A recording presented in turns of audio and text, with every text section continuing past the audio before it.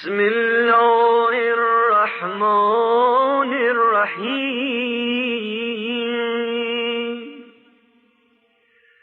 اللهم ارزقني فيه الذهن والتنبيه